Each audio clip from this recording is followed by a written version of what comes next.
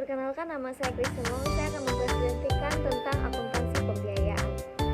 Pembiayaan adalah setiap penerimaan yang perlu dibayar kembali atau pengeluaran yang akan diterima kembali baik pada tahun anggaran bersangkutan maupun tahun-tahun anggaran berikutnya, yang dalam penganggaran pemerintah terutama dimaksudkan untuk menutup defisit atau memanfaatkan surplus anggaran. Jenis pembiayaan yang pertama, penerimaan pembiayaan. Penerimaan pembiayaan adalah semua penerimaan rekening kas umum negara atau daerah yang perlu dibayar kembali. Penerimaan pembiayaan mencakup penerimaan pembiayaan dari transaksi penggunaan sal, penerimaan pembiayaan dari penarikan pinjaman, penerimaan pembiayaan dari surat berharga negara atau SBN, penerimaan pembiayaan dari investasi atau PMN, penerimaan pembiayaan dari investasi atau investasi non-permanen, penerimaan pembiayaan dari pengambilan atau pengurangan atas pembentukan dana cadangan dan endowment. Yang terakhir, pengembalian penerimaan pembiayaan. Yang kedua, pengelolaan pembiayaan. Pengelolaan pembiayaan adalah semua pengelolaan rekening kas umum negara atau daerah yang akan diterima kembali.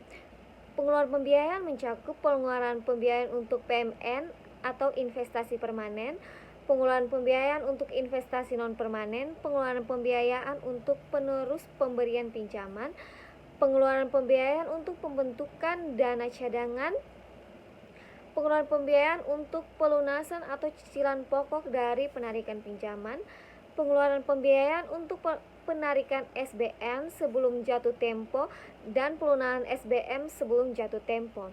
Dan yang terakhir, pengeluaran pembiayaan. Selanjutnya, penyajian dan pengungkapan.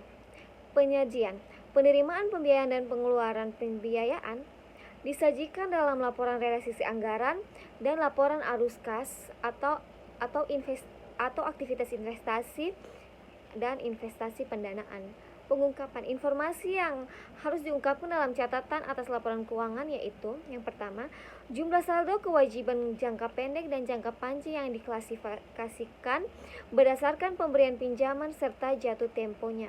Yang kedua, bunga pinjaman yang terutang pada periode berjalan dan tingkat bunga yang berlaku. Yang ketiga, konsekuensi dilakukan penyelesaian sebelum tahun jatuh tempo.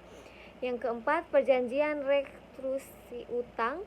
Yang kelima, jumlah tunjangan pinjaman berdasarkan umur utang dan kreditur. Yang terakhir, biaya pinjaman. Selanjutnya, pengakuan dan pengukuran pembiayaan. Penerimaan pembiayaan diakui setelah diterima dari rekening kas umum daerah dan dilaksanakan berdasarkan asas bruto, tidak mencatat nilai netonya, serta dicatat besar nilai nominal. Pengeluaran pembiayaan diakui setelah dibayar dari rekening kas umum daerah. Sekian presentasi dari saya, terima kasih.